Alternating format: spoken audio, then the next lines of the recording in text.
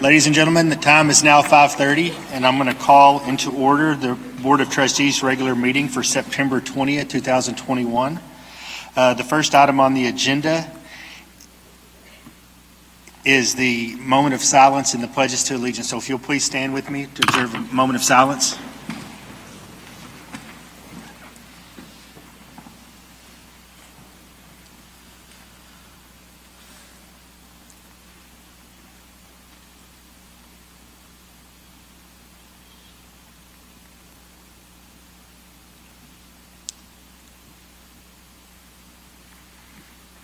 Thank you. To the pledge of the American flag. I pledge allegiance to the flag of the United States of America and to the republic for which it stands, one nation, under God, indivisible, with liberty and justice for all. And the Texas flag. Honor the Texas flag.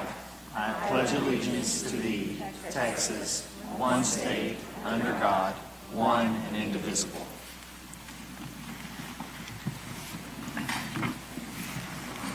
Thank you. Item number 2 on our agenda is presentation, recognitions, awards, and announcements. And we have a donation recognition tonight, and it looks like it's going to be Mrs. Ladd presenting. Thank you. Yes, sir. Thank you. Good evening, Superintendent Ramsey and trustees. It is my pleasure to welcome Arminda Tareen with Community Relations for Superior Health Plan and Shalace Phillips, Family Support Center Specialist for MISD, down to the front.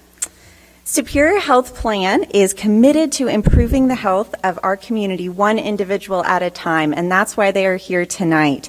They generously have chosen to support our Family Support Center with a $2,000 donation. So with this money, we will be able to continue serving the approximately 150 families and 400 students that the Family Support Center serves every month. So please join me in thanking Superior.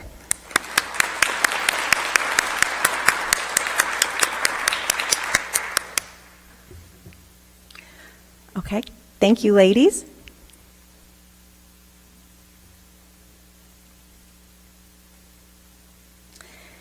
And we have one more recognition I wanted to offer quickly that's not on your agenda tonight. I wanted to recognize Ms. Amber Day, who is our Dropout Prevention and Intervention Coordinator for the district. Thanks to her efforts, the efforts of District Service Center staff, board members, and campus employees, we were able to recover 26 students who had not returned to school this year or who had not come at the end of last year. And this is just a tremendous, tremendous thing. It helps meet our board goals of graduation rates and is only possible thanks to the hard work of a lot of people, but especially Ms. Day. So thank you.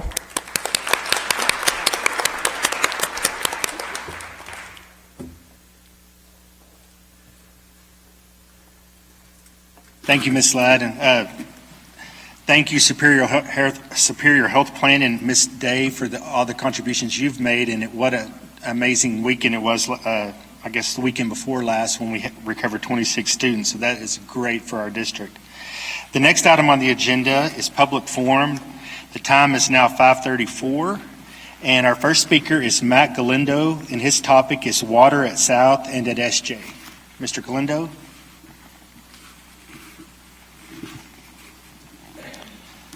Just as you're walking up here, a reminder, we have a clock set for 3 minutes for each speaker, and we do have one speaker speaking on 2 topics tonight, and you will have to portion your time between the 2 topics, so it's 3 minutes per speaker.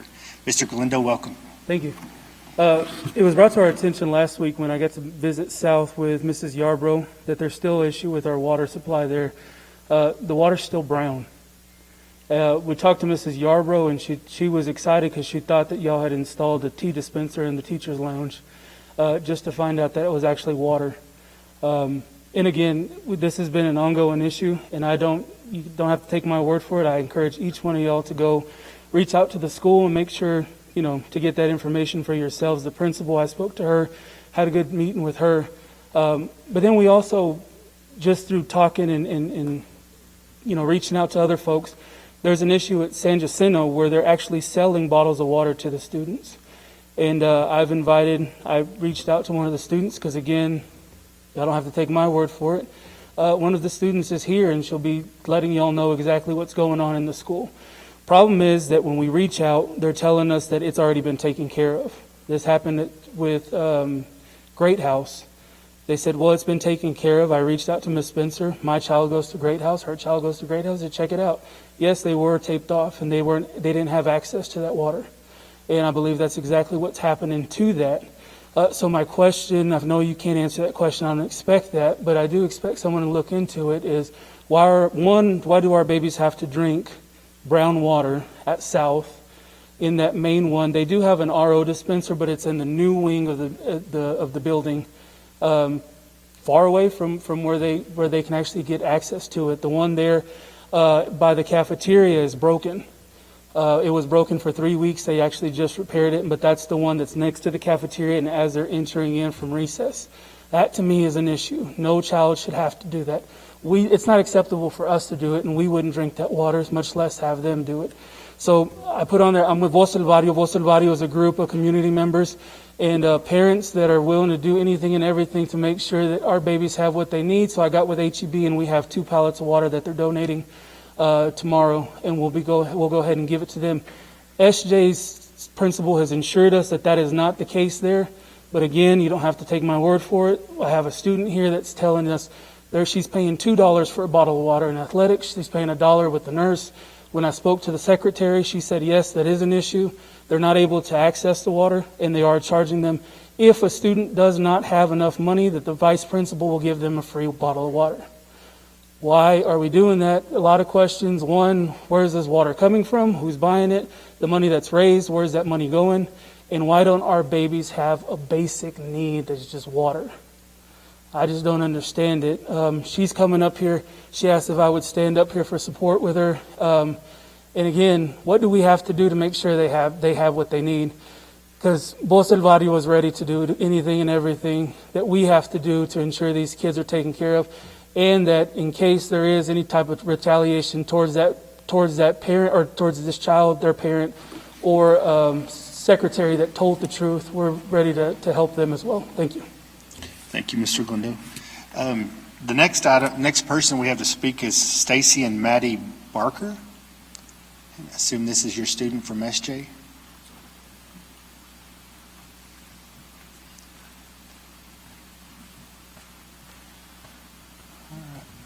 Thank you for being here tonight. She's a little nervous. Hey, we're just normal people, so you feel right at home. Absolutely. But yeah, pretty much what Matt said is that it got brought to our attention that even after, the block schedule, the 2.5-hour athletics, that she's out there pushing sleds, lifting weights, no water. If you want water, they'll give you a pass to go to the nurse to purchase water from the nurse. Athletics department will sell her water for either $1 or $2, depending on what mood they're in that day. All the fountains are turned off. They're all wrapped up. You cannot use the water. You can't get it without paying for it. So, yeah. There was people in athletics. They were all sweaty. One girl actually fell to the floor, and they would go and ask for money for water because the coaches won't give it to them. There's been girls that had to go to the nurse to get water because they're about to pass out, and the nurse will still be like, you still have to pay for it. Yeah, pretty much. I've talked to other teachers that wish to remain nameless, and when I ask them if they do that at their school, they'll say, no, that's just SJ. So everybody knows. I don't need the whole 3 minutes, but Thank you. All right. figured I should bring that to y'all's attention that Thank you there's very no much. water there unless you pay for it. Okay.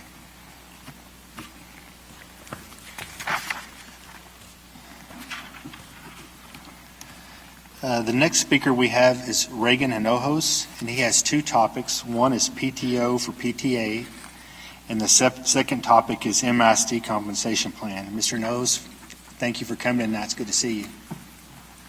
Well, that one's supposed to be on the agenda item, the second one. I think it's item K. Oh, okay. So does that mean you're going to hold me to a minute and a half? Well, you can use part of your time now and part of it then. I'm just kidding. It shouldn't take me that long. I went before City Council, I believe a month ago, and I asked them when they're starting their budget for the next fiscal year, if they would put into their budget allocating 2 hours of PTO for every employee in the city of Midland. And I asked, not just as an organization, but as a city, if we would do that, so that we can have, they can donate that PTO to either their local PTA or a school that's in need of healthy membership. There's a lot of schools that don't have a robust PTA, or there's a lack of membership. And then you have some schools in other parts of the town that have a healthy PTA. They got big budgets, for PTA, they have, larger sums of money.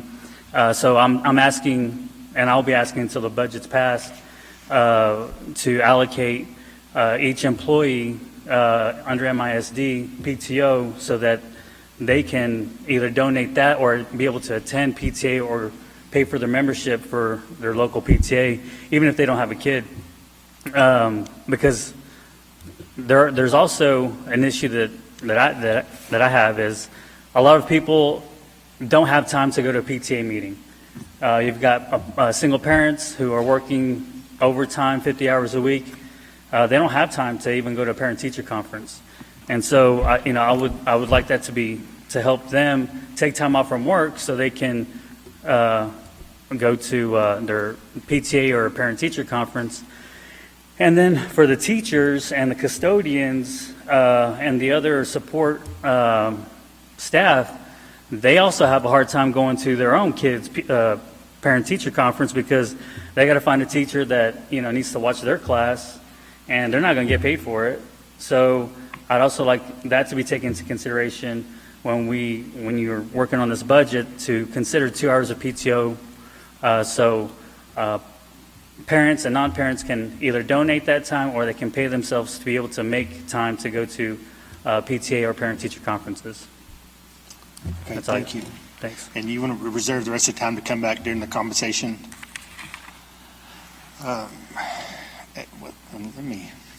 It's consent.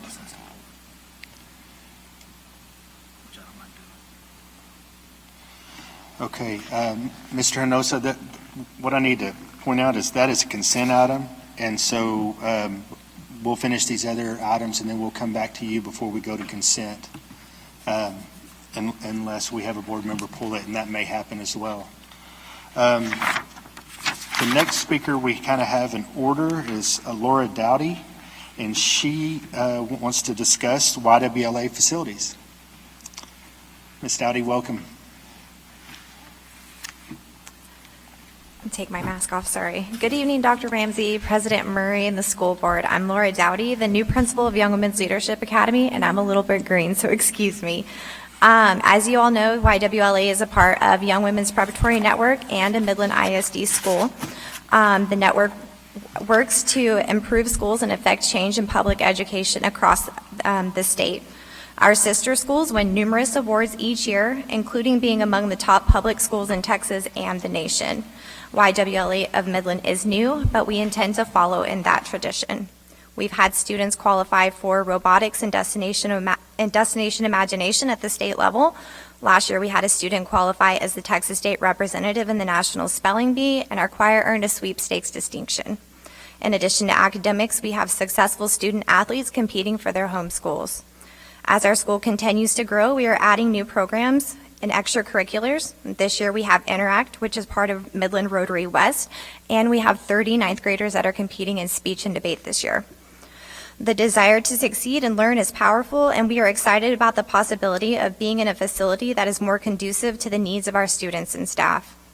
One school building that meets our academic and social needs will give us a sense of ownership and permanence that will continue to motivate and allow our students and staff to thrive. As the Facilities Committee meets over the next months to determine the needs of campuses across the district, we ask that the growth of YWLA be considered. By the 2024-2025 school year, we will have paved out through high school and anticipate our enrollment to be between 600 and 650.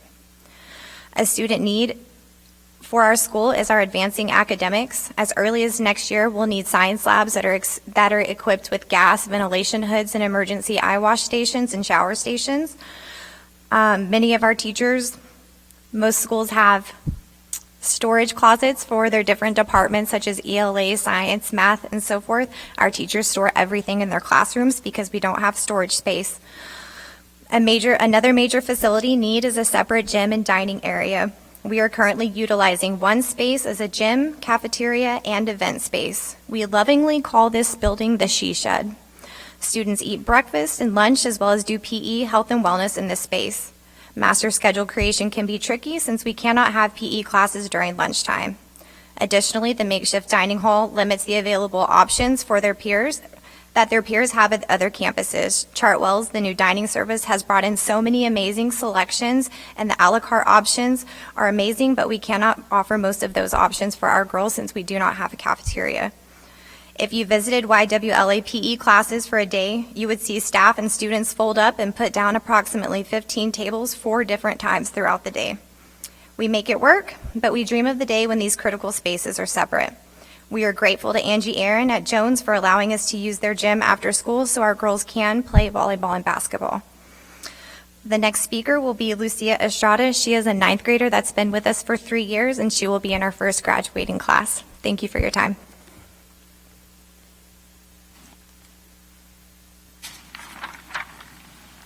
Thank you, Ms. Dowdy. The next speaker will be Lucia Estrada. Thank you for coming tonight and being here with us, and excited about the first graduating class at YWLA. Good evening. My name is Lucia Estrada, and I'm a freshman at YWLA. This is my 3rd year at the school. I have experienced and been involved in many of the different things the campus has to offer. In my first year, I was an ambassador and was part of the student council. I have I have participated in competitive robotics, 2 project lead the way classes, speech and debate, 3 years of orchestra, and other activities around the school. While the school has done a phenomenal job at providing top-tier education for its students, in order for YWLA to reach its full potential and merit, we are in need of a bigger facility to make this possible. In preparation for tonight, we surveyed over 60 students and staff from YWLA to get their input on the impact of separate buildings and some expected benefits of one building. Repeatedly, our most dire needs were reflected through the responses. One facility need that directly affects me is our secondary fine arts classes being held in regular elementary-sized classrooms. We need spaces that can accommodate these classes and additional storage. Right now, we have 24 electric pianos in one room with only 4 usable plugs, meaning the teacher is having to connect extension cords into extension cords and then plug them into a surge protector, which is plugged into the outlet. When a request was put in to have more power dropped into the room, the request was denied because this is a temporary solution for our school. This is a significant safety hazard that will only be remedied by a permanent solution. Our other music classes, including orchestra, guitar, and choir, are practicing with very limited space and only getting to perform minimally on a stage. Future planning has a theater position joining the campus. Currently, the lack of classrooms, storage, and stage will limit what the program will be able to do. The new teacher will not have the proper space to expose students to theater or have the appropriate setup to conduct a production. This will also limit our ability to compete and be on par with other district schools. Currently, we do not have a space large enough for whole school meetings, community gatherings, competitions, award ceremonies, and/or concerts and performances. With a stage, we could be able to meet all of these needs.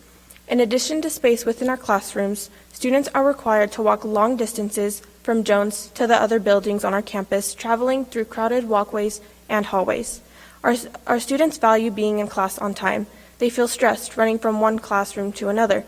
There is no time for water or bathroom breaks. Further, students have to walk outside with no security fence or coverage for protection. Students as young as 11 are walking outside in extreme heat, wind, rain, and sometimes hail or snow. Having one building would mitigate most of these concerns. We are a secondary campus, and we deserve to have a facility that meets those needs. Now I will pass it over to my English teacher, Mrs. Byers. Thank you. Thank you, Mrs. Estrada. The next speaker will be Amanda Byers, and she will be speaking about YWLA facilities as well. Good evening.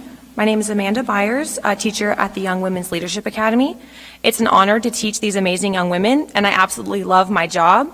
Our school's early success is a testament to the diligence of our staff, teachers, and our students. But as Mrs. Dowdy, our principal, and Miss Lucia shared, it's incredibly difficult and sometimes even impossible with our facilities. Beyond the obvious needs that we have, there are additional concerns about our current buildings. We are only in our third year, and we already have significant problems with the buildings. Earlier this year, one classroom had water coming down the wall, and the issue was repeatedly looked at, but nothing was done.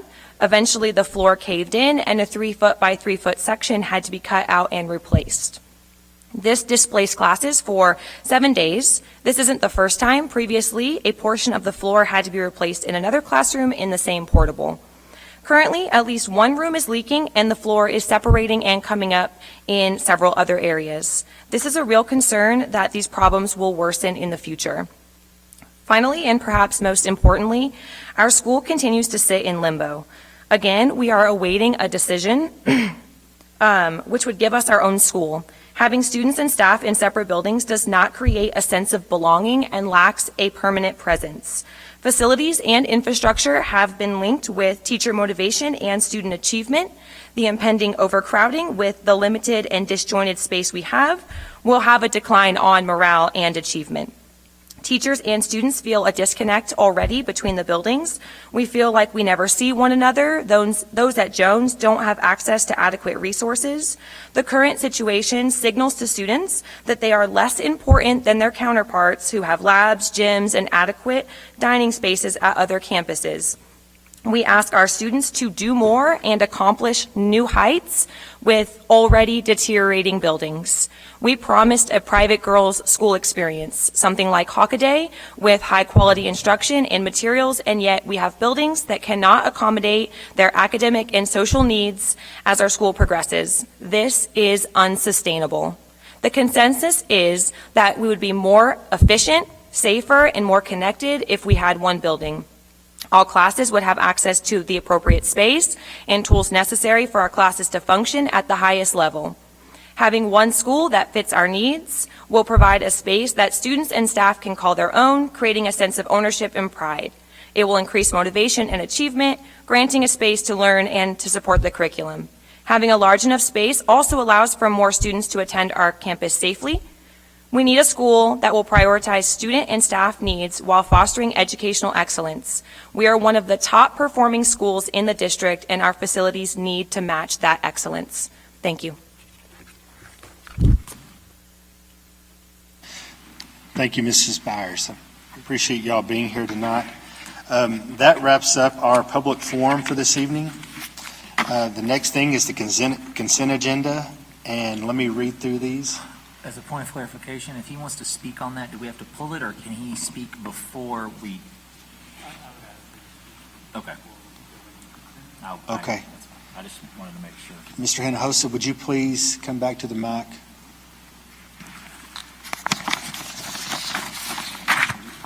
We will have you address your concerns about the compensation manual before we go into the consent discussion. How much time do I have? A minute and a half. Oh, okay, good. No, the mayor requested some information in regards to special needs citizens from education to adulthood and employment and workforce. And I wanted to present that to members of the board because I'm not sure if everybody has a general understanding of what the state did to special needs services in 2004 by capping services at 8.5%, which was illegal. And when it comes to employment, Texas ranks, and services for adults, Texas ranks at the bottom, and they have consistently for at least a decade and a half. So when y'all are deciding on compensation and employment and what we need for the district, I'm going to present that information to all of you so that you'll have a better understanding of how far behind we are on the curve when it comes to special needs children, not just in the state of Texas and Midland, but in the nation. So just whenever you're making these decisions for monetary decisions for staffing, I'm going to present that information. I present it to City Council, Permian Strategic Partnership, Education Partnership of the Permian Basin, Congressman Pfluger's office, Craddock, Seliger, and I mean anybody else that you can think of. So I just want to let you know about that. Thank you. Let me clarify one question. So what you're asking the conversation for us to discuss or think about is how we staff special needs. Yeah, or stipends, or to encourage people to come work for the district.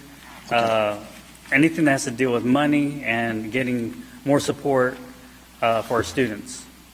We were way under compensated and supported for special needs children. Okay, I thank you. happened to be there that day at City Council when you presented that information that you're providing to all the taxing entities in Pfluger. Has that been provided to staff so they can provide to us, or? Okay, all right. Just want to make sure it's getting disseminated to. No, yeah, I'm going to send it to you. I wanted to come up here personally Sure. and address you guys, but I saw that as an agenda item. I was like, okay, because that's what happened at City Council. There just happened to be an agenda item that I wanted this to be taken into consideration. Okay, thank you. All right, thanks. Okay, Board, the next item on the agenda is consent. Item A is board meeting minutes. Item B is monthly financials. Item C is the budget amendment. Item D is contracts over $100,000. Item E, request for proposal, RFP number 21-02, parent engagement training. Item F is competitive seal proposal number 21-03, addendum 1, junior high and freshman high school RO water implementation. Item G, competitive seal proposal number 21-04, addendum 1, senior high school RO water implementation. Item H, request for proposal number 21-06, instructional software. Item I, request for qualifications number 21-05, psychologist-special services. Item J, homebound waiver. Item K, MISD compensation plan updates. And item L, personnel appointments. Board, for any reason, one of these items should be pulled from the consent agenda. Hearing none, the consent agenda will be deemed approved. The next item on the agenda is item number 5, district presentations. And we have Ms. Spencer to speak to us tonight about the demographic study. Welcome, Ms. Spencer. Good evening, Superintendent Ramsey, members of the board, Board President Murray. Tonight with us, we have members of the team from Davis Demographics, Kristen Parr and Georgia Leonard, who will be presenting information regarding the data they have collected as part of the demographic study.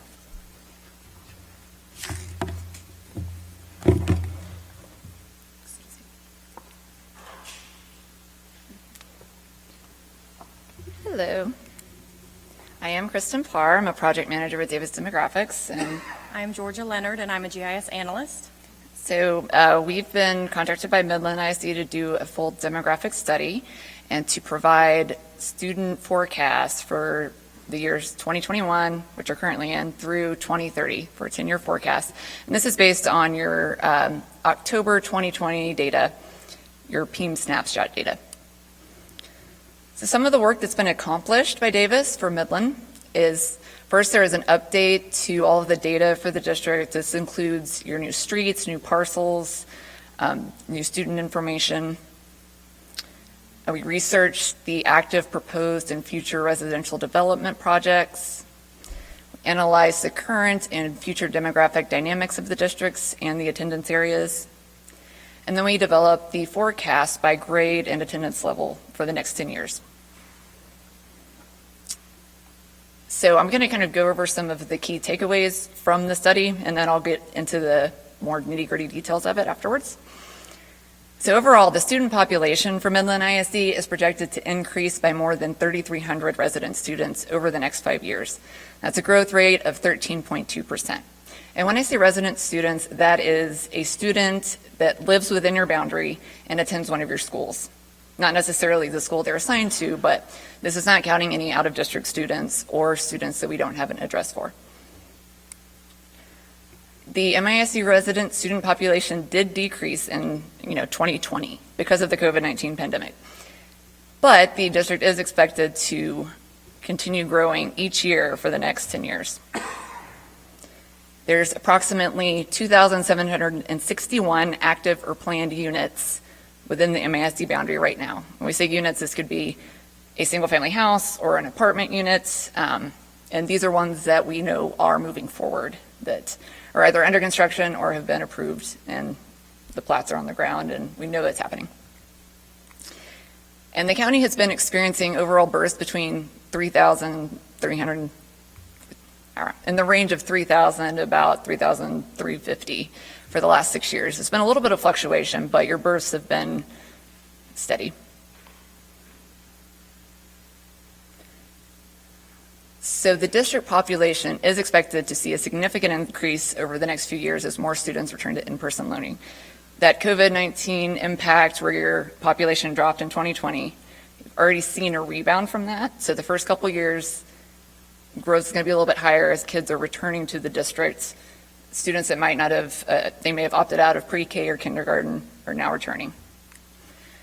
So overall, the pre-K 6 resident student population is forecasted to increase by about 1,950 resident students over the next 5 years, and will continue growing through 2030, reaching a net increase of nearly 2,500 students. And before I go any further, I will go ahead and say that the projections at the later end of the forecast, like past 5 years, they tend to be lower because we don't have residential development data. So when you have a lot of land that's open that could still be developed, it's not considered in our forecast because we don't ever know for sure what's going to happen. So you don't want to plan for something and then it fall through.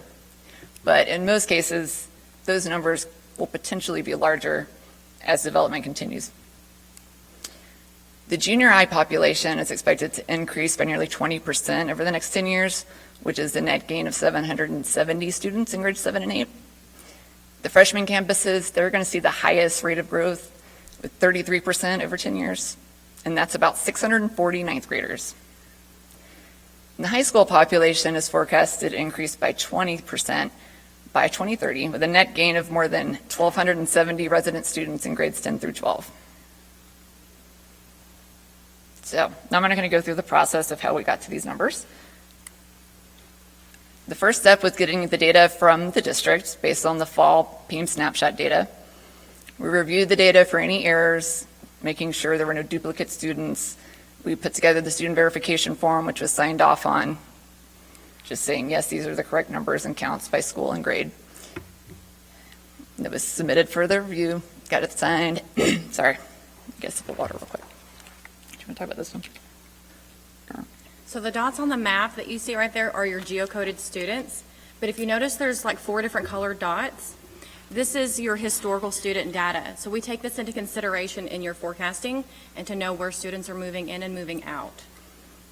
Yes. So the really important thing with geocoding the data, taking those addresses, is when you're planning, you need to know where they're living, and then assigning your boundaries and whatever stipulations you may have for transfers in or out. We want to make sure we have a dot on the map for each student.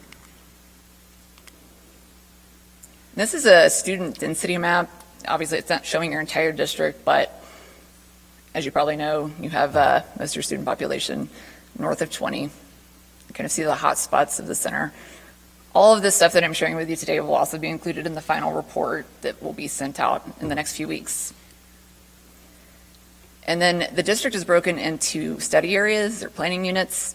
It's divided into 1,530 study areas. We look at a very more microscopic level, looking at the neighborhoods to get more accurate projections. And basically, we look at each count for the study area and how it's going to grow so we can see the trends at a more micro level, so it's specific to your attendance areas, because each study area will fall into a feeder pattern. It falls into the same elementary, junior, high school, et cetera. So our process for running projections and forecasts, it all starts with the current and historical data. And then one of the main factors is the historical birth data. We get that from the state of Texas. That's how we determine your kindergarten class. Mobility factors are, it's basically like a student cohort of how students move in and out of your district, what grade levels you lose or gain students. And then residential development, you got the parcel data that kind of feeds into your student yield factors, planned residential development, we get your student forecasts. I'll go into each of these steps in more detail next. So this graph shows the historic live birth counts in Midland ISD. So we get this data from the Texas Department of Health and Statistics. And as you can see, like starting in 2010, it was about, we call it market share, 86.2%. It's been on the decline. The 60% in 2020, again, we believe is more students opting out. But we follow that trend line to see what your kindergarten classes is in 2020. As births are decreasing or increasing, we would expect that same shift in your kindergarten class. And considering that a child born in 2010 would enter kindergarten when they're 5 years old, 5 years later in 2015. So we know it's not exact because kids aren't born on a specific date, but that's how that's considered. So births in 2010 would be expected kindergartners in 2015. Mobility factors. I know this is a lot of really colorful numbers, but what we're looking at here is, again, the movement in and out of districts, in and out of attendance areas, how they move into existing housing. When it looks at the last 4 years of data, you commonly have like a jump from grade 8 to 9 as people come to the district at 9th grade. You have a jump in K to 1st grade. So because you've had this odd low number for 2020 that didn't fall in line, we did have historical data from 2016. So we went back, sorry, my number is off on the top, but it was 2016 through 2019 were the mobility numbers that we used as a baseline, because using the more recent ones were skewed too low because of the dip in 2020. It's all applied at the elementary attendance level to get a better, smaller scale look. And the way mobility is applied, if there were 100 kindergarten students, and at Bonham Elementary it has a first grade mobility of 0.98, we would expect 98 first grade students the next year. So that's how those numbers work with that mobility. If it's 1, then it's like you would have 100 first graders living there, and the next year you would have 100 second graders following through like that. I hope that makes sense.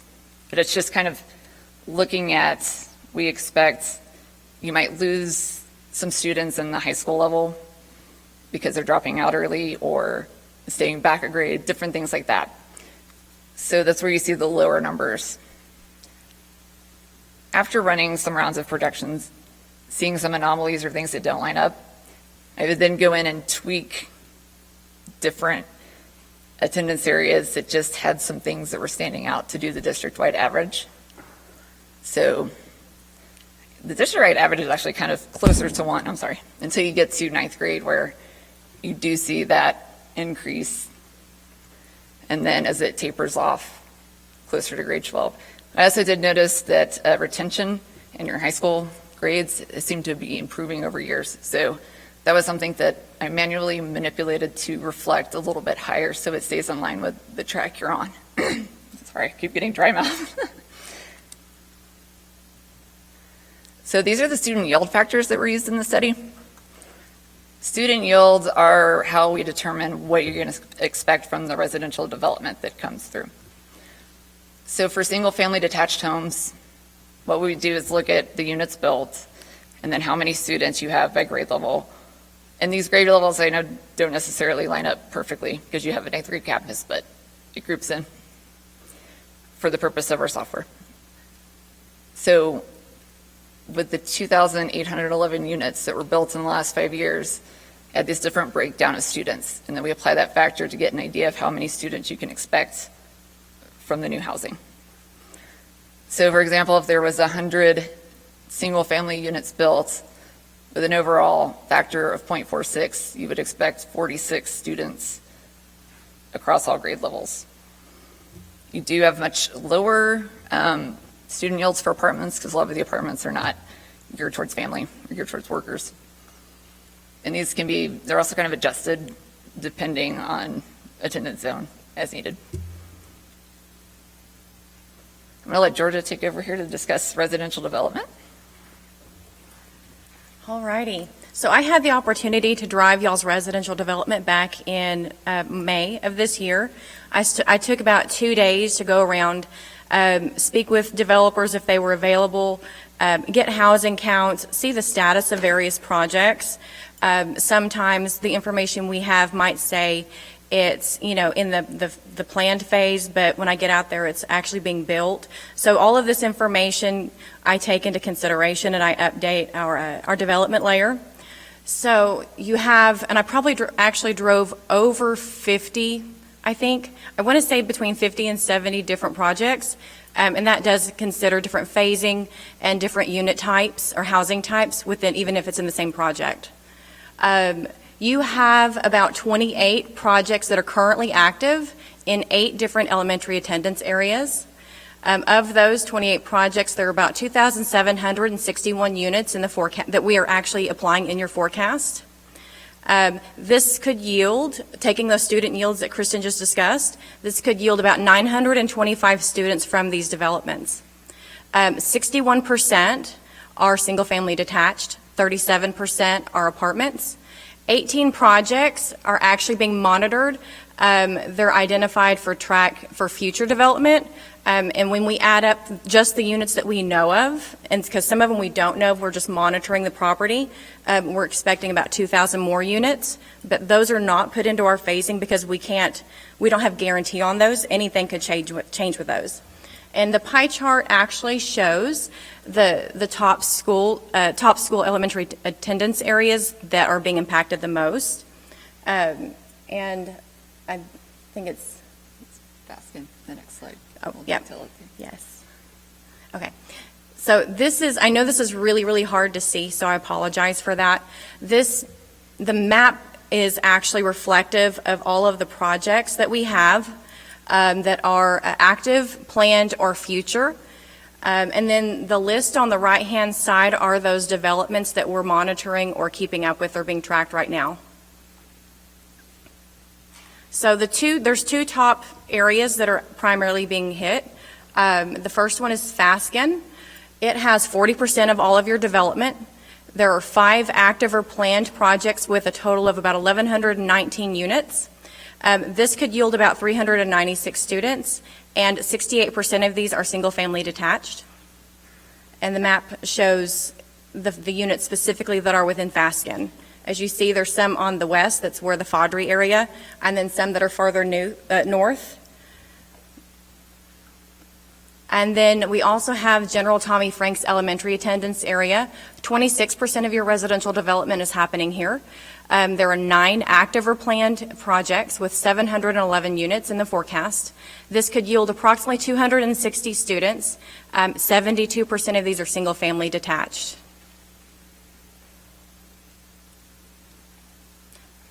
And that's what I have for you for development. All right. So this chart I put together is kind of showing your enrollment trends from as far as 2015 by grade level. Everything was growing until this decline in 2020. Based on the historical information, your trend towards growth, knowing there's development, we felt very strongly that this decline was due to COVID-19. Midland ISD did provide us just a snapshot of numbers from September 8th that were then used to compare to what the natural forecasts were showing. And we do see that students are returning. So something we've seen across the nation where they opt out and then come back. You're kind of getting more on track with where you were heading before. So this is what I'm just going to call the low range, when I run the forecast, putting in all of the factors based on your 2020 snapshot, this is what I get. It's a steep decline of losing kids each year because you've got that very small kindergarten class. It's not matriculating forward, and with the base year being so low, like, this did not seem accurate at all. And obviously, your current enrollment is 1,000 higher than what this was forecasting. So that's where I really had to go in and make some adjustments to account for this returning student phenomenon thing. It's a very new territory for us. This is our first global pandemic that we've had to learn how to forecast during. So these are your new adjusted student forecasts. So for school year 2021, and again, this is looking at what the resident students would be. It kind of falls in line with that October snapshot date. So it's not always going to be the same as your first day of school, but where you would be around the same time the next year. So it's at 26,300 for this year. Again, this is excluding any out-of-district students or students that we don't have addresses for. We call them unmatched. And the growth is steady over the next several years. Never stops growing, but does taper off towards the end. These are the actual numbers. I will not read them all out to you, but we do break it down by grade level. The kindergarten class that had dropped by 150 between 19 and 20 really did make a huge impact on everything else. So getting that adjusted to fall in line. And it doesn't even change a whole lot over the 10 years because your birth rates are fairly steady. But you do see an increase in your high school grades because of that higher retention that you have now, and expected that to continue. This is, we don't really do enrollment projections because we don't know what the out-of-district is going to look like, but our best guess is to just apply the same number that you had before and kind of straight line it by grade level. So you're about 54 unmatched and 140 out-of-district. It's 194 students that were added in each year to get a better idea of what your actual enrollment would look like. And of course, early education students are not included in this because those are just not, they don't have a trend that we can really track. So for elementary, you see kind of a really big jump in year one. Again, that's those first graders, kindergartners coming back. And increases to hitting about 17,000 students over the next 10 years. Again, that could increase if more development comes online. So looking at the elementary level, you've got certain schools that are growing more than others. Bunch, Tommy Franks, Yarborough, Great House, Parker. These have significant growth. I also want to mention, sometimes that part of them leveling back out as the students have returned in the first couple of years, that's also considered into this. So if you see some growth in an area that doesn't have development, that's probably where we're seeing kids just coming back after COVID. And the only schools really declining at all are Rusk and Emerson and Santa Teresa and South. But none of the schools are declining by more than 50 students total across all grades. For junior high, we have you. Yes.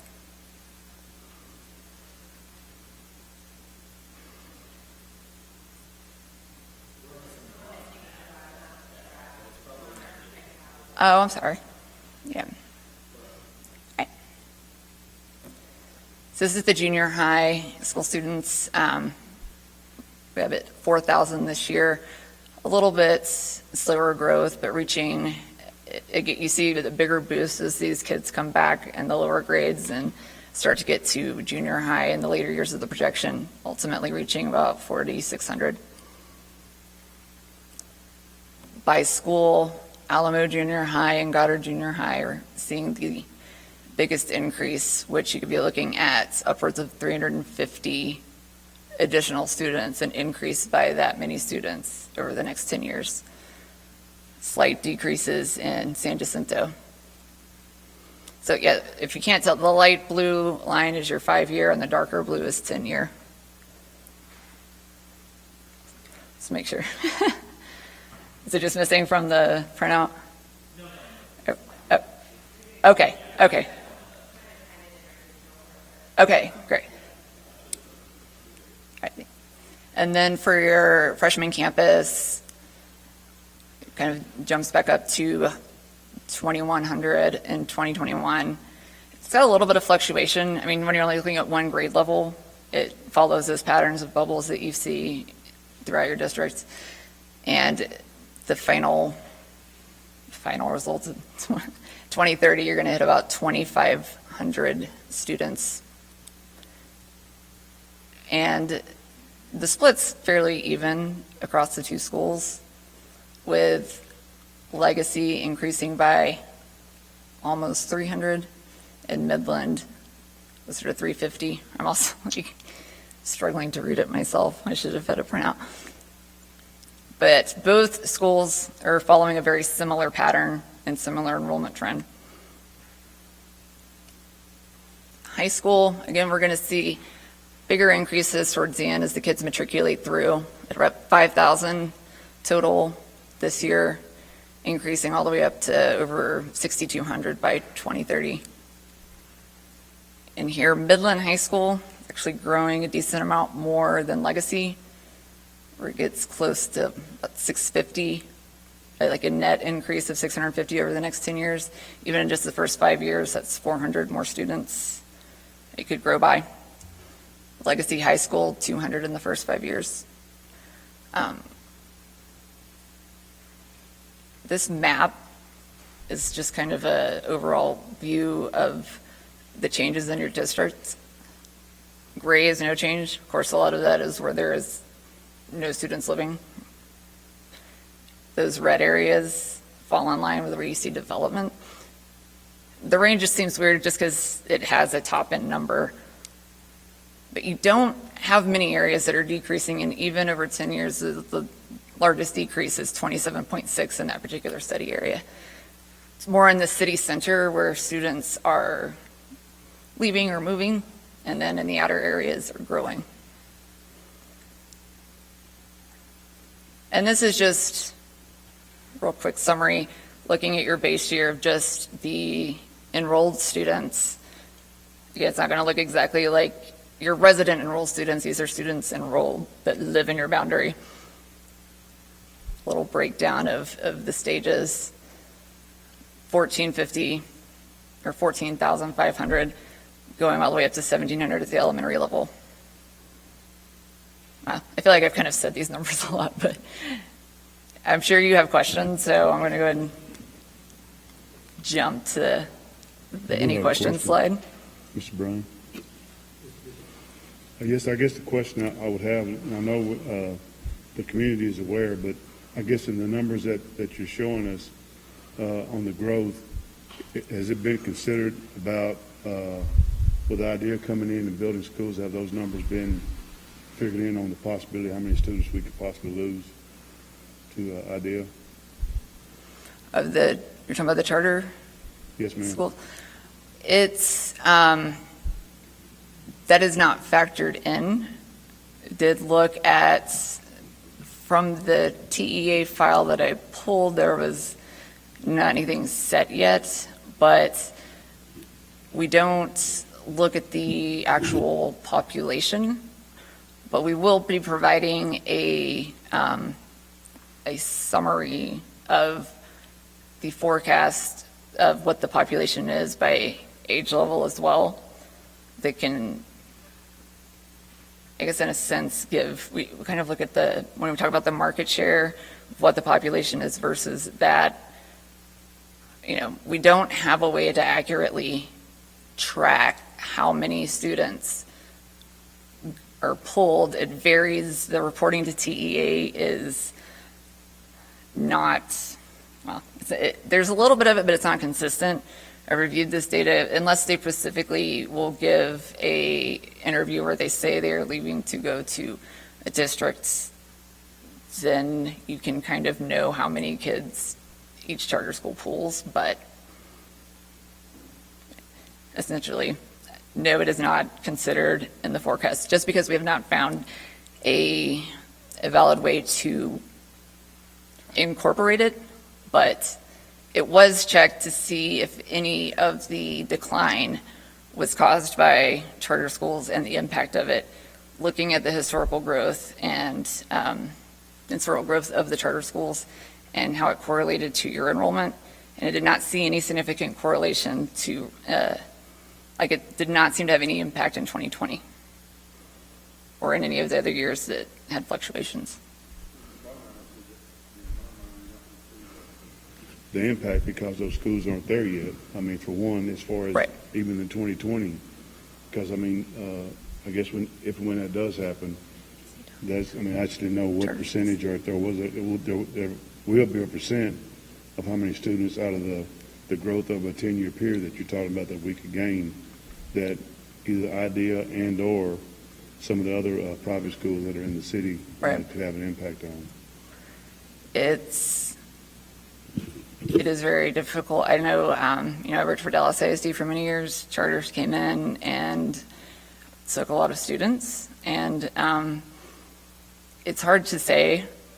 In some cases, where there have been some that have been built as schools, as homes are also developed, when a student is deciding where to enroll, some of that will show up in the student yields, but as far as looking into the future, I mean,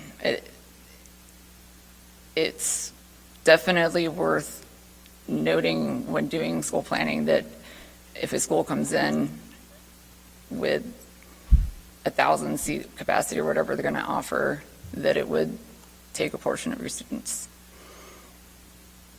But I don't know how best to answer that, other than it's not considered in our forecast number specifically. Right. In other words, you forecasted the increase in the number of school-aged children within MISD's boundaries without regard to whether they were going to opt to go to MISD or another right. school choice. Right. Because in those mobility numbers and what we see, it has in the past always reflected when there's a charter school that maybe operates from pre-K through 8th in that area, we'll see that mobility rate jump up in 9th grade.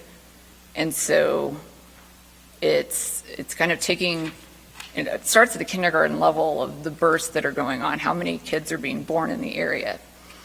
And then looking at when they're leaving or coming out of the district, whether it's to go to a charter school or a private school or homeschool or dropping out altogether. So that's kind of where it gets factored in. But we don't have actual numbers that are reliable to tell us how many students would have been going to your school and opted out or left your school to go to a charter school. We can take the data that you've given us and then check with the planned schools, their anticipated populations, and then take that into account as we project MISD's future student population growth. Correct? And we can do that ourselves. Yes, okay. Yes. And, they tend to have a wider range. They may be taking from Ector or another surrounding districts. And sometimes the spread is so much that it doesn't affect one specific school too strongly. But I do definitely recommend looking at it, and when you get those notifications and know it's opening, and mark it, because the charter schools, they will mark it.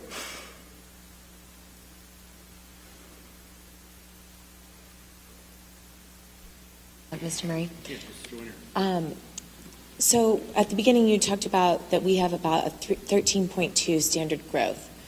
Is that over time? That was one of the key takeaways. It says, overall, the student population for MISD is projected to increase by more than 3,300 resident students over the next 5 years, reflecting a growth rate of 13.2%. Yeah. Is that standard for most communities, or is that high? Is that low? Where do we kind of fall in comparison?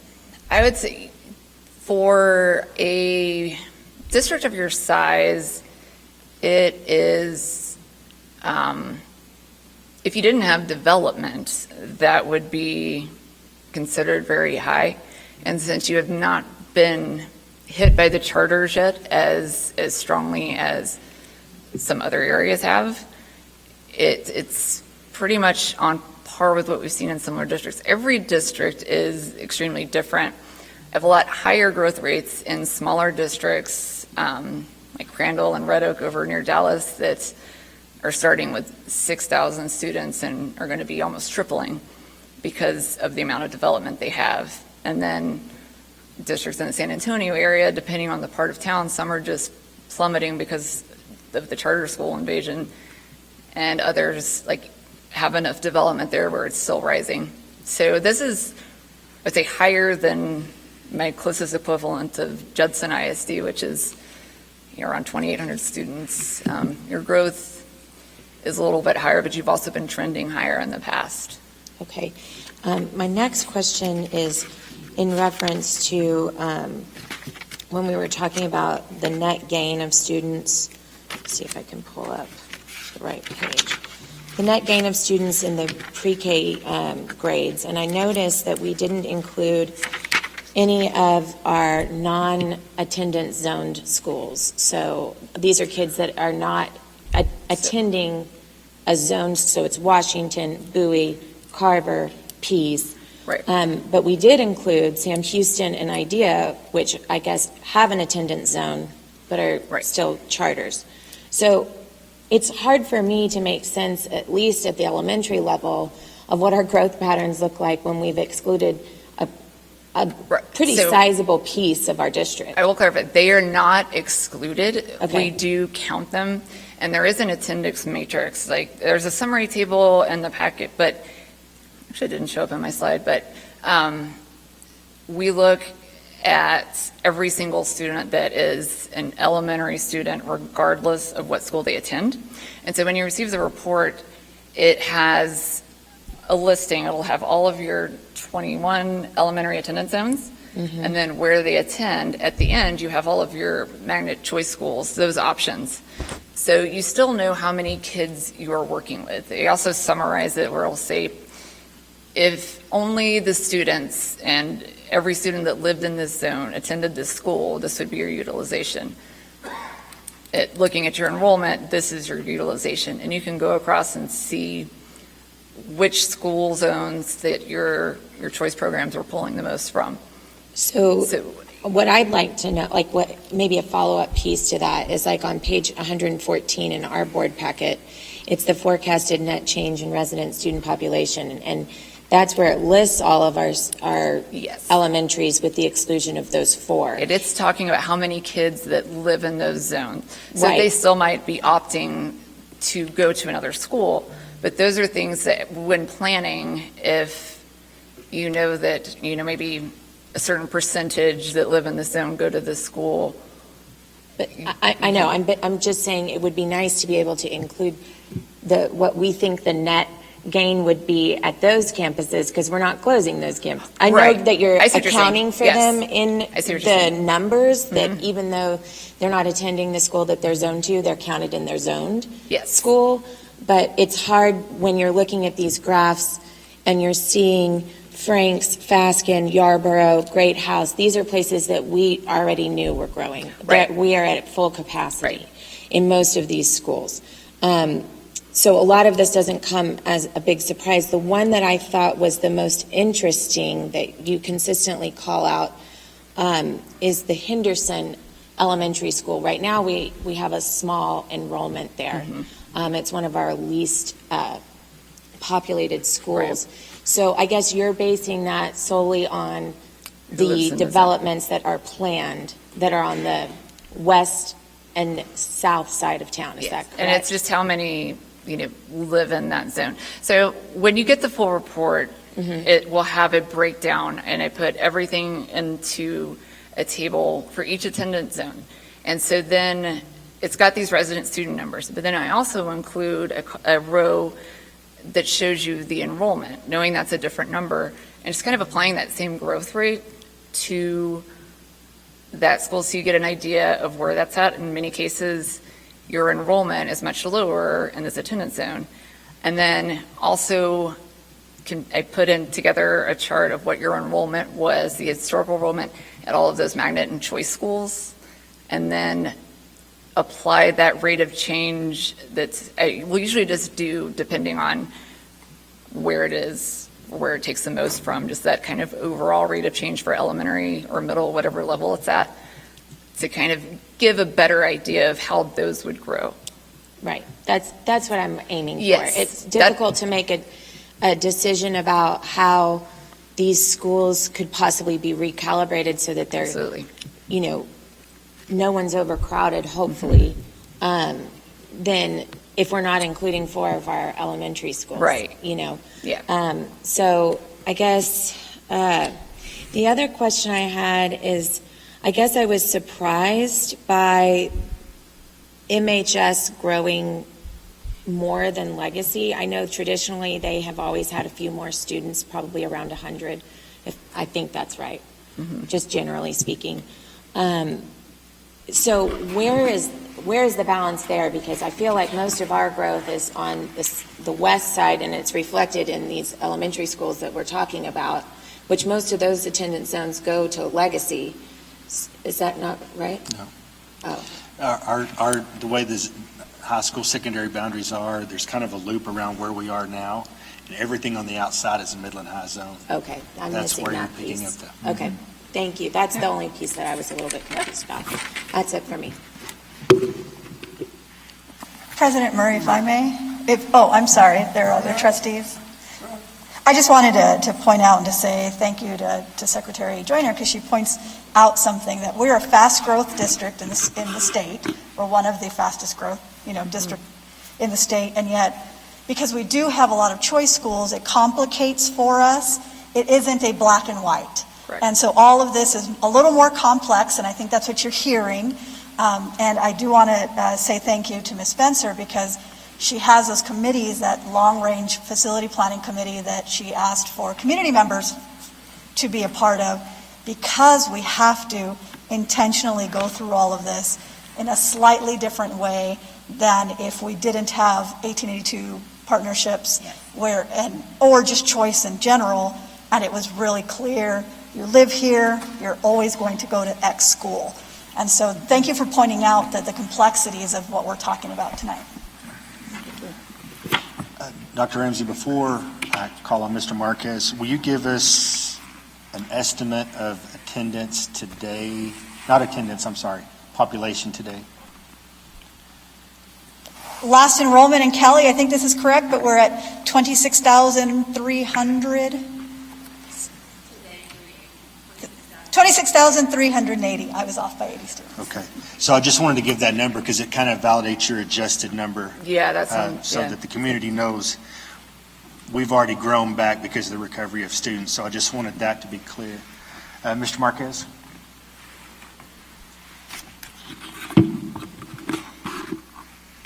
So, there's not a page number here, but the one where it says student data verification form, so if I understand this correctly, there's 16,449 Hispanics in the district that identify Hispanic. Is As that of correct? that student snapshot, yes, sir. Okay, which is As of that date. about 64%. Okay. I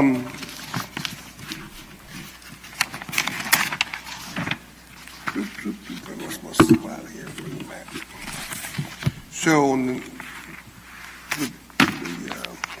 map here before your question here. I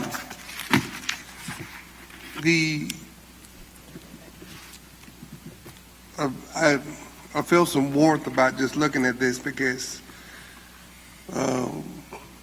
we've been talking about this for a long time in a sense because I think this is the first time that we see potentially the red spots on the south side of this interstate that kind of divides Midland as far as traffic, and utilities and so forth. Mm-hmm. So I'm really glad to see that you've identified those areas and the need that's coming in that area big time, and it has been for years. I mean, the other thing is that have you taken into account there's a lot of infrastructure that's going in the southwest side of Midland. The loop is due to be completed. Roughly the loop will be completed, I hear estimates, within a year. There's some work being done on one of the bridges that's got to get final permitting by the federal government, I think. But part of it's in, and then part of the sections are going to start functioning, which is going to open up a massive amount of land for development. That's one of the roads that's been, obviously that's right in play and coming to play. The other road is I'm not sure on the time frame, but I-14 has been discussed, which would be in the south corridor of Odessa, Texas, and Midland, Texas. So, with that being said, with this potential loop that's going to go all the way around Midland, especially, it's going to encompass more land towards the east side of Midland as it's developed. And the last time we had the one little red spot there that's on the east side of that loop now. Mm-hmm. I mean, the last growth we had, that thing was an explosion out there. Right. I mean, so my question is, just the roads alone, the development of that road when it opens up, are you taking that in consideration? Available land that becomes now available due to infrastructure that people can travel on? For this type of study, no, because again, it's the purpose of this is to try to get as close to what the actuals are with the things that we do know and that we're confident in. We do provide, we've done build-out studies before that evaluate all land and zoning and like what the potential ultimate end-all could be for a district that is facing growth, considering those factors of what land is available and the timeline, the overall plans of the city. But that's a much more in-depth study that requires calculations of land areas and the zoning and all of that stuff. So it's not in this particular study. It is definitely something to focus on, and there are areas in the development section where it's pointed out, keep an eye on this. We keep, as we find things, and your staff share stuff with us as well, it's pointing out those potential areas, and then, maybe we do recommend revisiting a lot of these things as often as you can because things change so rapidly. But there's been cases where it looks like things are going to happen in certain districts and then it just doesn't. And if a lot of schools have been built based on hypothetical, then that puts people in a bad situation. So for 10-year forecasts, we do not consider the future stuff that we just really can't confirm with a developer or a city. Okay, so I'm going to ask a question, and I feel like you've answered it for me already, but I'm going to ask it anyway. So, one of the infrastructure that's coming to the area in the county is that there's going to be water coming to the county in the future. one of the limiting factors in several pockets within, the area that's developed already is that fact that the limiting factor is the water part. Not the sewage, not the electrical, it's the water part.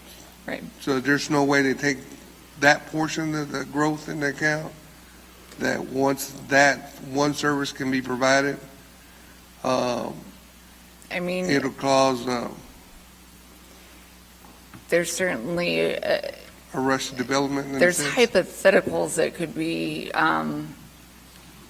brought up, but I know I worked with Greenwood and they had that kind of waiting on the water situation, but in this case, without having the information beforehand of a known, we're getting water on this date and that's when these developments are going to come online, it's not factored into the actual calculations. But by knowing the student generation rates and similar types of housing, you would be able to kind of do some internal forecasts of just knowing you've got these numbers, and if you know so many units are probably going to pop up at this point, calculate it that way.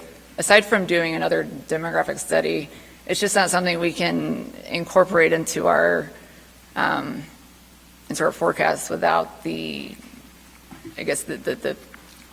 firm plan. Well, that makes sense? I would say in the modern science of trying to do this, in its scientific form in a sense, without putting, other factors. Yes, sir. I can assure you that there's a lot of people that, once potentially the water comes, would go out there. And in 1980, my dad moved us out to South Midland and bought a piece of property without no water. And he moved 7 kids out there without no water. Right. And I can assure you, we have people in the county now, you see these red spots, you have people out there potentially without no water. And they're bucketing it, bringing it in a barrel. And the reason I'm bringing this up is because as a board trustee, I'm trying to communicate to our public, to our other board trustees that, guess what? When people come to Midland, generationally, they're going to struggle to fit into this culture and this economic growth or whatever. But the thing is that they're not going to start off at the $300,000 home. They're going to start off on a trailer with the cheapest lot that can be bought. And that's going to be potentially in that southwest Midland area once the loop opens up. Mm-hmm. And their interest in full running water might not be the top of their item either. You know what I mean? And so one of the things that the district deals with is obviously children that need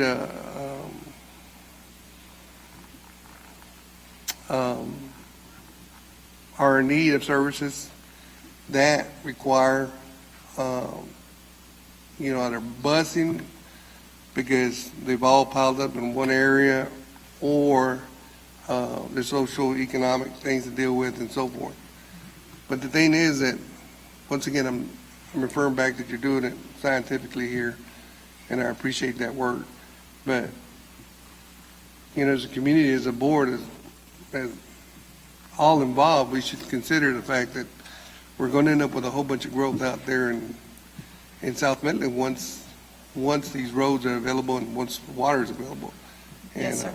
So it's happened every time we've had growth, and the areas that you're showing are the have come to fruition in the sense of impact growth. And So okay, thank you. I'll go ahead. I'm sorry. Sorry, I didn't want to interrupt you. This would kind of go into relation with the study that she was mentioning earlier. So the study that we did for y'all this year was a 10-year demographic study, and it's completely based on everything that we can account for at this time. we know that there's a lot of projects coming, and it's really a good idea to keep an eye on those particular areas like what you're talking about, because you know that something is going to impact this area, and it's absolutely going to bring about change. So in this case, there are a few things that we could recommend, and that would be there's a maturation study, which is what she mentioned earlier, which takes into consideration all of the available acreage that's currently zoned residential, and then we can apply certain unit yields to those and let you know at build out what your city would be looking at. The other thing that we could consider is a multi-year study. The more years we monitor your development, like for example, the last time we did y'all's development study was about 2018. So we started off with that data. But on that set of data, there were projects that were listed as future, right? So they were up and coming. But by the time I got out there and I was driving that development, they were built, right? So in areas and districts that have such rapid growth, we do encourage a multi-year study so that we can stay on top of those trends and as they change and as they come online. So should a district or should somebody from the city or people from your staff hear about these new projects, then we could immediately incorporate that, and we're adjusting your numbers as we go, and there's no surprises 5 years down the road. So. Well, thank you for the work you've done, and absolutely. I hope it leads us to a better MISD at the end of the day. Yes. Thank you.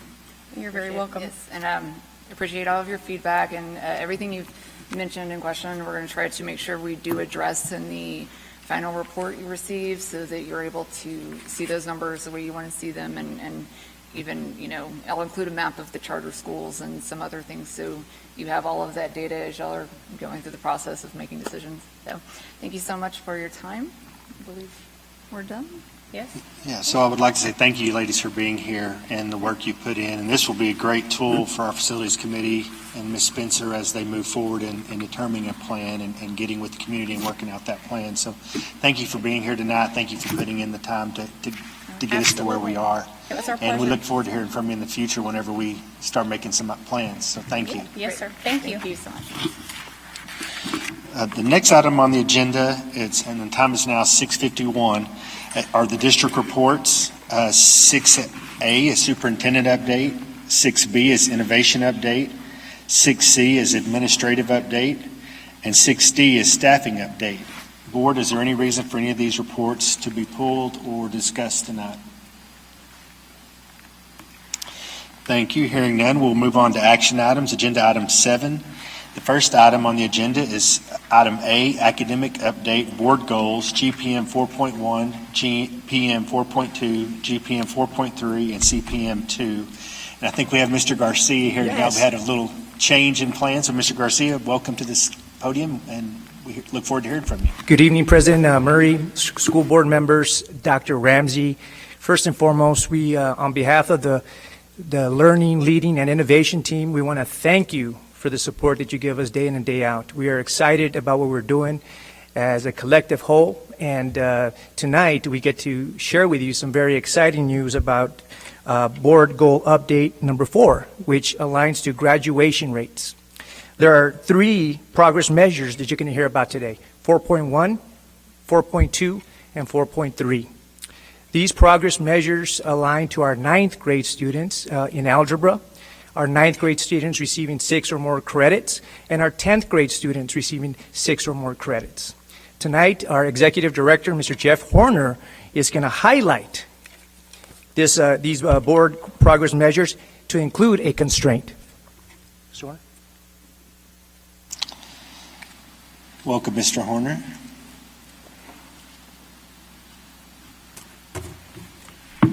Thank you. Evening, President Murray, trustees, Dr. Ramsey. Like Mr. Garcia said, it really is our pleasure to go over this data with you tonight. Goal progress measure 4.1, we'll jump right into it. So again, the goal itself, the annual goal, is related to graduation rate. Each one of these were designed to support the work of making sure all students graduate prepared and ready for college or career. So goal progress measure 4.1 is very specific to Algebra 1. Algebra 1 is a gatekeeper. It's one of those courses that we know if they don't successfully complete Algebra 1 the first time they take it, it significantly affects their ability or chances to graduate on time. So we're very pleased to announce that through 2021, the annual target was 89%, and our combined average obtaining credit in Algebra 1, leaving the 9th grade for the first time, was 93%.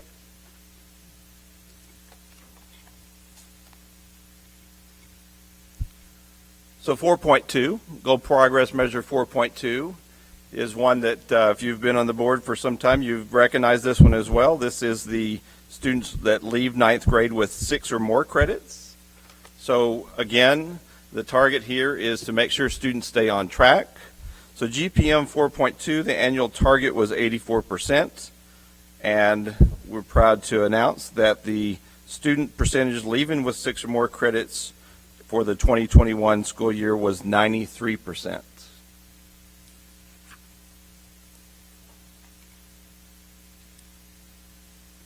Goal Progress Measure 4.3, it was the first time you heard it was last year. We introduced this.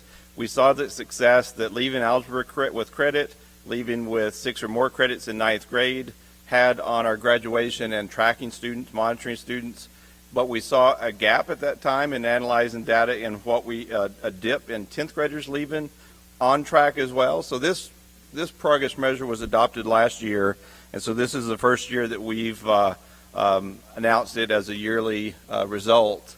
Again, this one is 10th graders leaving with 6 or more credits, and that is on top of the original credits that they started. So obviously not just 6 more credits. We were 99.3% having left with 6 or more credits. We do have some that were under there.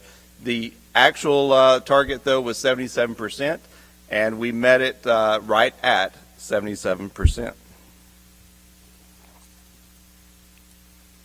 So just talking about next steps, so we did meet or exceed each one of the goal progress measures, the annual targets, but the work continues.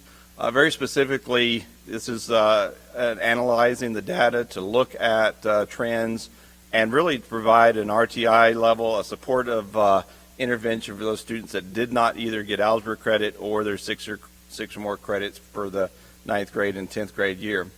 We are already looking at 6-week failure rates or success rates, and we'll definitely spend time analyzing Algebra 1 credits at the end of the semester, because the semester credit is so important. So campuses have already started credit recovery within the teacher's realm, so they don't have to get to a full mode of intervention at a credit recovery outside of the classroom level.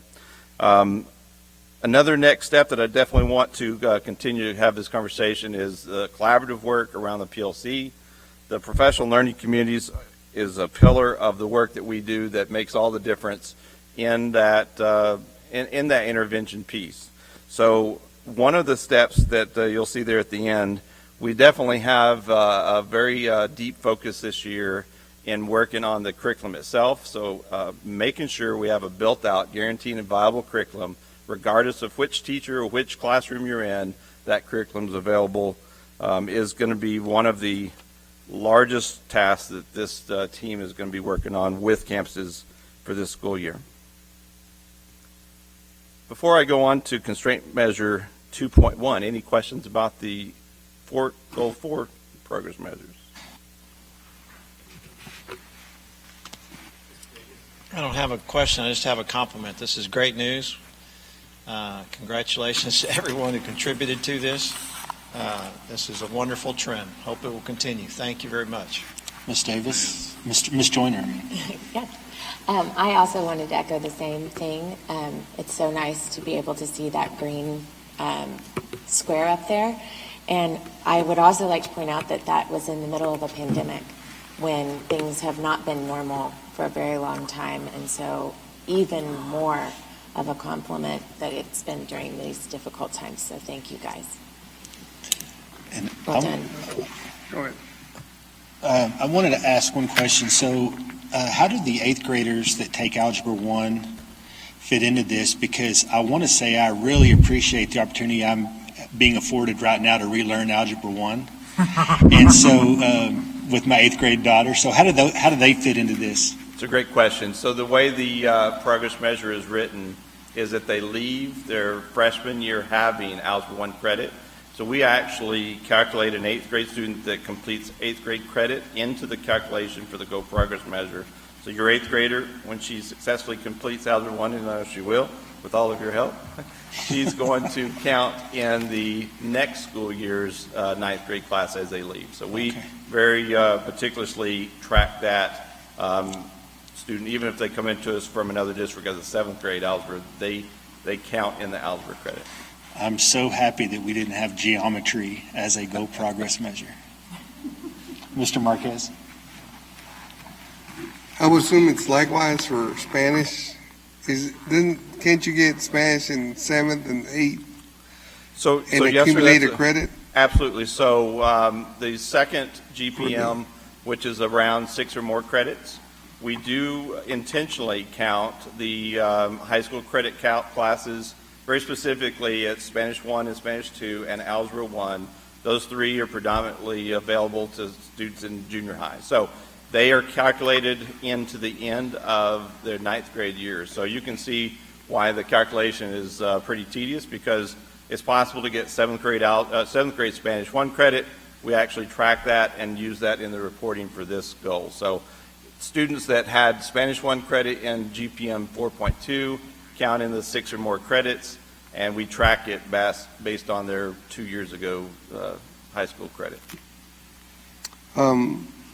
So, actually, I'm also want to compliment, the district, everybody that's doing their work to, to move the progress measures forward.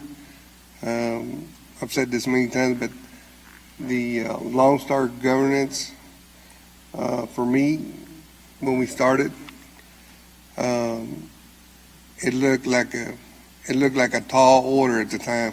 I mean, I'm extremely proud of the previous board, this board, that we continue to support it. It's not the end all for everything, but it was the first transparent progress measures within the year to our community, and I think that's highly important that we recognize that the work that's gone in, it's not just for the Board of Trustees, it's for our community, that they realize that we're as transparent as can be in the sense of the information they might need or want, that we're trying to move the goalposts forward with academics. And so once again, Dr. Ramsey, our district, thank you for all the work that y'all do to move this forward. Thank you, Mr. Marquez. Mr. Bishop. First, I'd like to say, I guess, to kind of echo what everyone else has said. First, giving kudos to Dr. Ramsey and the staff for the work that y'all have continued to do and are continuing to do to keep the district moving forward. I think that's one of the things that this board had looked at in the process of hiring a superintendent, as having that leadership and having the people, not to say that we hadn't in some instances in the past, but having that drive to want to drive to world-class performance. So I'm very appreciative of the work Dr. Ramsey and junior staff have continued to do. Mr. Horner, what's the total number of credits required to graduate? 26 credits are the distinguished graduation plan. So it is possible to graduate with 22 on what we call the minimum plan, but we strive to get every student to 26. So based on these goals, we're hoping to have, or minimum 22 or 12 credits after year 2. Yes, sir. To go toward that, because the alarming trend I saw in the Davis study was how we're losing seniors. And so I think as we move these and correct these, it helps us, gives us another problem, but it's a good problem. It's keeping those kids in school and get them graduated. So, yes, sir. It is that very specifically is one of the biggest challenges of the intervention piece for graduation, and again, why we added the 10th grade goal progress measure, because really the same thing could be said for 11th grade. We're looking for 18 or more, and that's obviously, it's not reported up here, but that's also a trend and data we look at because sometimes it's we didn't lose them, but they didn't get advanced enough for reclassification from 11th grade to 12th grade. But tracking that kid and making sure they get to that point is so important. So it is aligned with the same trend that you pointed out. And I will say just one thing, just on behalf, I've spent time on those freshman campuses where 2 of those 3 goals are the progress measures, and appreciate the thank you on behalf of those teachers, the principals. You can walk in and see they've literally made those Lone Star governance goals their wildly important goals. They track it all the way down to the PLC, and that PLC work translates to the intervention pieces that made that successful. So I have to point out that, and to thank you all the way around. Counselors, principals, all the way. It's a full team effort. Great job. I got one more thing. Mr. Marquez. Just want to give a shout out to the recovery walk and everybody that participated. And it's every time I've done it, I have the goal with that. I'm thinking of one person, literally. I mean, I know there was a lot of visited and looked for, but really appreciate that effort from the district, because I think it's one of the most important voices we say in our community, that we care enough to go look for our students on a Saturday. So all the volunteer time. So shout out to Dr. Ramsey, support staff, for putting it together and then inviting us to it also. So thank you. Thanks, sir. So Constraint Progress Measure 2.1 is on this report. So we're presenting this today just as a follow-up. Number one, in order to make sure we keep it on the front burner. This is high on our list of to-dos, if not the highest. So Constraint Progress Measure is a constraint that we decrease the number of F campuses from 9 to 2, and obviously our goal 9 to 0, because of COVID from 2019 and the hold harmless for 2020. All schools were rated as not rated, so we were not able to report any kind of a change. However, the data you can see there, the same number of F schools maintains the same because of having 2 years of not rated. With that said, there's still a number of actions that we're working from the LLI team to really maintain focus here. Specifically, really building on activities and skill set for campus leadership. I mentioned the guaranteeing a viable curriculum. This is so important to our work, ensuring that the curriculum is appropriate, aligned to the standards and the rigor of the TEAC itself. Also, just very specifically, streamline supports for our F schools, really narrowing down our focus with those schools from all levels of principal support to teacher support in order to maintain this focus on this constraint measure.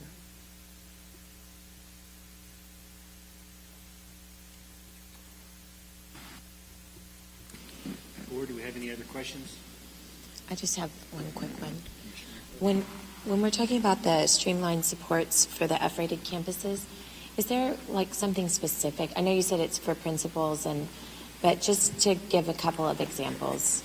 I know Absolutely. We're doing a lot of work. I can give you an example of something that we're working on. We literally have been working on this throughout this fall, but we've worked with an outside entity to bring in supports for professional learning communities. We know that's, again, a pillar. It's one of our theories of action of how we're moving this district forward.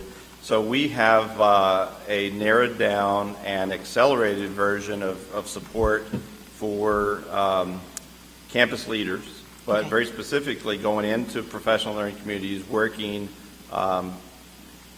very targeted embedded professional development in the PLC time. So when they're actually meeting, very targeted work through consultants to align that to the PLC work. So that's just one example, and there's others like that, but that could be something that I can tell you quite literally. We just left with that discussion right before this meeting. Well, thank you, because sometimes supports just sound so broad that it can feel vague intentionally, and I know that that's not what we're doing. It's just so big, and there's so many different pieces. I just want to give you the opportunity to kind of... I appreciate that. Yeah. Quite honestly, the challenge is narrowing down the focus for those schools Right. rather than giving them too much. Too many things. Yeah, thank you. Mr. Marquez? Yes. So I know that, and correct me if I'm wrong here, but the annual target for 2021 is, or 2022, excuse me, is 3 from, so I know that's a target, but where do you think, I mean, that might not be a fair question in a sense, but I mean, where do you think that, you know, with the data and everything, we could potentially be there? So I will point out that, you know, when we revised this target, we did not know the plan, of course, what COVID would do to us, even last year. Remember, we voted on this and put it into place right around the semester break last year. So obviously 2021, you know, the target, we were not able to get there. I'm going to give you the same answer the demographers gave earlier. To the best of our knowledge, it is much too early to be able to predict that. You know, we are looking right now at MAP scores, so we've changed one of our assessments to the NWA MAP assessment. That gives us a very strong beginning of year assessment, and we just closed our window of that just last week. So with that, close of that window has given us a chance to start really delving into that MAP data. That MAP data was given to every math and English student. Really, it was K through 11th grade English. So we'll know better from that what could be projected. But based on the data I have right now, Ms. Marquez, I'm sorry, I couldn't give you a fair answer to that question. And just more of a question for Dr. Ramsey, but so the whole harmless year, was that, you know, obviously we have so many years of school, then we end up with, we already know what the process we had to go through. Is that a year that's not counted into that process? Everyone stayed frozen during the last 2 years because of COVID. But like Mr. Horner said, we just don't know even what recalibration may happen at the state level, because just about every single school district in the state slid. So our student test scores for those that did take the STAR and EOC last spring as a state, there was such a step backward that we don't know yet what targets, what it's going to look like for the spring. And so we'll continue to provide that information to the board as we get more information, and we're definitely seeing a trend nationwide. There are some early adopters of states that are saying we need to do a timeout and have a baseline, almost like when we implement a new test where we do a field test year and then you kind of do a baseline. Some states are going to something like that, and some states are eliminating state testing and going in a different direction. And so we shall see where we end up.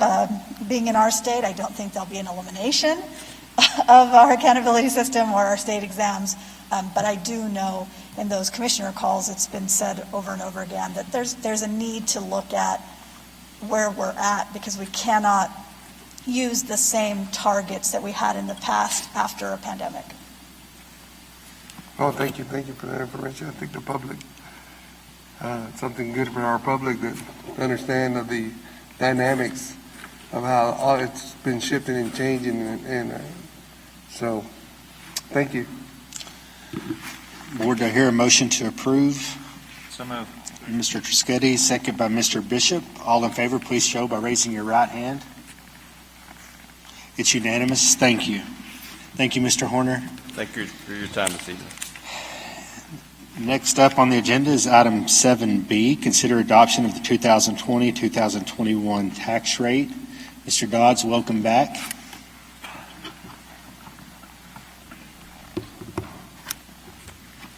Thank you, President Murray, Board of Trustees, Dr. Ramsey.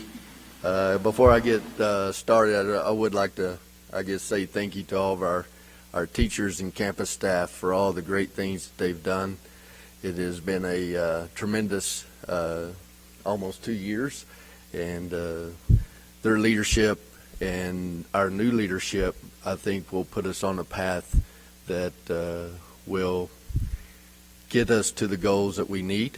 Of course, one of the ways to get there, the pathway to academic success, is through budget. And so that's one of the things that we are working with this new group and everything on how do we make our budget and everything work towards our academic successes. As we move into our tax rate, which nobody likes, but that's necessary for us to have a budget, which was approved on June 28th. We did publish a notice back on June 18th, and since we are proposing a tax rate at the same rate that was proposed, we didn't have to republish a new notice. One of the things that changed, you can go on to the next slide. One of the things that changed with House Bill 3 is how a tax rate is set. And so what happens now is our values are sent into TEA. TEA looks at those values and then sets a tier 1 value that the district then takes as its tax rate. Stop, go back. Sorry. One of the things that also changed was we used to have what was called an effective tax rate. It has changed to a no new revenue tax rate, which is essentially taking last year's levy and dividing it by this year's total values. So that gives you a tax rate, and you multiply that by 100, and then whatever that tax rate is, shows a no new revenue tax rate. And for us, our no new revenue tax rate is right at $1.13, which we're way below what the no new revenue tax rate is. But it also is because we also had values that decreased. Most of the state actually had values that increased, and so they may be approving a tax rate over the no new tax rate, no new revenue. I'll get that down. It's new for me too, but it is something that we are not proposing a tax rate that is above the no new revenue tax rate. And this is how our tax rates are now done. The state has a maximum compressed rate, and then the district could actually have a tax rate lower than that maximum compressed rate, and that is figured off our values. Now, if our values would have increased, the state tax rate, maximum tax rate is 91.34. If our values would have increased over 4%, then it would have compressed the local tax rate lower than that 91.34, and that would be how we would set our tax rate. Since we had a decrease in values, then we have a maximum 91.34, plus the district has an availability of going up to 5 cents. We're just doing what we've done in the past and only going up to 4 pennies for a total of 91.34. This is a history of the tax rate since 2011-2012 school year. You can see, as if you look back at those tax rates, how we have decreased over the years. And if you remember way back when tax rates were actually at $1.50 before they did a compression back in 2005, 2006, it has decreased huge amounts by that time, since that time. As we're looking at a proposed tax rate, we're looking at a maintenance and operation tax rate of 95.34, interest and sinking tax rate, which is our debt tax rate, at 7.02 cents, for a total proposed tax rate of $1.236, which is a slight decrease from the tax rate we had last year. I move to adopt a maintenance and operation tax rate of 0.9534 and an interest and sinking tax rate of 0.0702 for a total tax rate of $1.0236 per $100 valuation. I have a motion by Mr. Trischetti, a second by Mr. Bishop. Any discussion? Brian. So, Mr. Dodds, just to emphasize this, the no new tax rate would be $1.13 plus some additional change. And the Correct. tax rate that we're adopting is more than 11 cents below that no new revenue tax rate, correct? Yes, sir. And that will be publicized with the ordinance on our how that calculation is made. That is a new requirement, that that calculation is with the ordinance on our website. Any other questions? Okay, all in favor, please raise your right hand. It's unanimous. Thank you. Thank you, Mr. Dodds. Thank you. Thank you all. Okay, the time is now 7:21, and the board will move in closed session in accordance with the Government Code Section 551.071, consultation with legal counsel regarding pending litigation in the matter styled McMurray versus Midland ISD et al., civil action number 720-CV-00242 in the United States District Court for the Western District of Texas and any and all other subjects or matters authorized by law. Section 551.074 for the purpose of considering the appointment, employment, evaluation, reassignment, duties, discipline, or dismissal of a public officer or employee, to hear complaints or charges against a public officer or employee. Thank you, Board. Those in attendance, we will come back into session. We will have one action item, and thank you for being here tonight.